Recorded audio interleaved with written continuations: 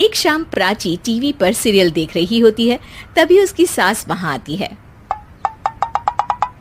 अरे सीरियल में तो ऐसे मग्न है जैसे आज रात का खाना पड़ोसी आकर बनाएंगे। मुझे पता ही नहीं था आपने अपने बेटे की शादी पड़ोस में भी की हुई है। हैं? मतलब? मतलब इस घर में सारा काम बहू ही करती है, आप तो सिर्फ खर्राटे मारती हैं। अच्छा जी, फिलहाल तो तुम आराम फरमा रही हो। चलो जाओ, ये मेरे टीवी देखने का समय है। आहा, इसीलिए मुझे भगाया जा रहा है। सॉरी, अब तो बिल्कुल नहीं जाऊंगी। प्राची की इस बात पर दोनों सास बहू के बीच टीवी रिमोट के पीछे बच्चों जैसे छीना झपटी शुरू हो जाती है, जिसके बीच श्लोक भी काम से घर वापस आ जाता है। आज मेरी चूहे बिल्ली की जोड़ी किस बात पर झगड़ रही है? अरे तेरे बीवी मुझे टीवी ही नहीं देखने दे रही। अरे तुम्हारी मम्मी मुझे खाना बनाने के लिए फोर्स कर रही है। अरे वाह, ऐसे बेतुके रीजन पर तो बच्चे भी झगड़ा नहीं करते। अरे मुझे कुछ मत बोल, सब इसने ही शुरू किया है। हाँ हाँ, जैसे आप तो बहुत दूध की धूली है ना। अरे बस, दोनों चुप। प्राची जाओ, खाने की तैयारी करो।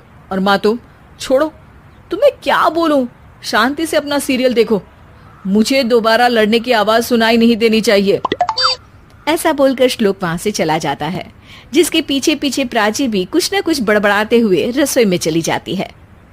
हाँ, सासू जी को तो कुछ बोलेंगे ही नहीं, बस मुझ पर ही हुक्म चलता है, खाना बनाओ, जैसे मैं इनके घर में खाना बनाने के लिए आई हूँ। इसी तरह शाम बीतती है और रात को श्लोक और प्राची की सास खाना खाकर सोने चले जाते हैं, लेकिन प्राची गुस्से में कुछ खाए बिना काम में ही लगी रहती है। इस घर में किसी को घंटा फिक्र नहीं पड़ता, मैं खाऊं या भूखी रहूं। प्राची कुछ देर के लिए रसोई से बाहर जाती है और जैसे ही वापस आती है तो वहां दूध का भरा ग्लास देखकर हैरान रह जाती है। फिक्र पूरी है, बस दिखाना नहीं है। प्राची दूध पीकर सोने चली जाती है और अगली सुबह एक बार फिर सास बहू का कार्टून नेटवर्क स्टार्ट हो जाता है। ये तुमने ही किया है। अरे अजीब जबरदस्ती है, मैं बोल रही हूँ मैंने कुछ नहीं किया। दोनों ने मिलकर पूरे घर को पागल खाना बनाया हुआ है। यहाँ कोई नॉर्मल इंसान तो रह ही नहीं सकता, इसीलिए अब पड़ोसी क्या रिश्तेदार भी घर आने से कतराते हैं। और सुन बेटे, तू भी चंगा, तेरी माँ भी चंगी, तेरी बीवी भी चंगी, रिश्तेदार।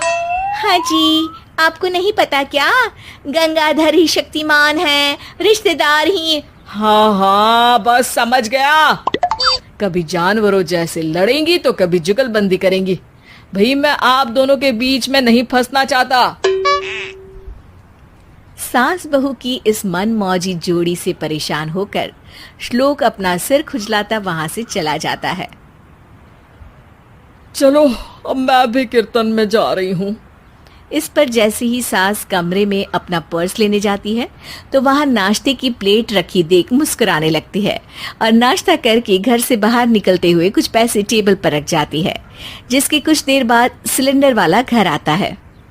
ओ मुरी मैया, मैं सिलेंडर के बारे में तो बिल्कुल भूल ही गई थी। घर खर्च के सारे पैसे भी मम्मी के पास है और श्लोक से बोला तो उल्टा 4 बात सुनाएंगे। प्राची ये सोच ही रही होती है कि अचानक उसका चेहरा चमक उठता है और वो घर में आकर इधर उधर देखने लगती है।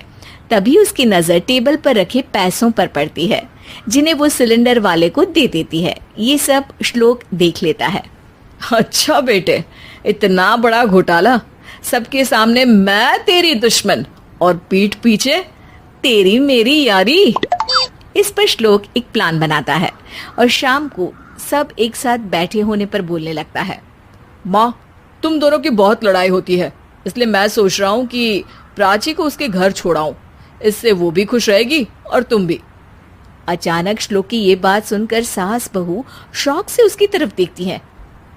अरे ऐसे कैसे घर छोड़ाओगे, मुझे कहीं नहीं जाना। अरे तुमने बोला नहीं पर मैंने सुन लिया, तुम्हें मम्मी के साथ रहना अच्छा नहीं लगता, मुझे पता है। अरे वाह, अरे जब बहू खुद कुछ काम बोले तो वो तुझे सुनता नहीं, और अब जो इसने बोला ही नहीं वो तू समझ गया। जब उसे नहीं जाना तो फिर जबरदस्ती क्यों कर रहा है? अच्छा, फिर आपको मौसी के घर छोड़ाता हूँ, बस अब आप दोनों एक घर में एक छत के नीचे नहीं रह सकती। मैं इस टॉम एंड जेरी की जोड़ी को और नहीं झेल सकता। है? ऐसे कैसे नहीं रह सकते? तुम्हें इतनी दिक्कत है तो तुम्हारा बोरिया बिस्तर पैक कर देती हूँ, लेकिन मम्मी जी कहीं नहीं जाएंगी। बिल्कुल यही सुनना था मुझे। अगर दोनों में इतना ही प्यार है फिर हर वक्त ये लड़ाई का नाटक क्यों करती हो? देखा मैंने कैसे माँ किचन में दूध रखती है और तुम उनके लिए कमरे में नाश्ता रखती हो, और कैसे वो पहले ही तुम्हारी दिक्कत समझकर घर में पैसे रखकर बाहर जाती है। अरे भाई, इतना ड्रामा तो डेली सोप में भी नहीं होता जितना तुम दोनों ने इस घर में फैलाया हुआ है।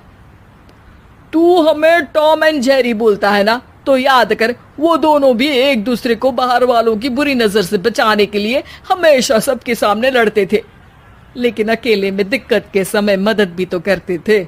बस हमारा रिश्ता भी कुछ ऐसा ही है। और वैसे भी अगर सास बहू में तू मैं नहीं होती तो दुनिया वालों को कहानियां कैसे मिलेंगी?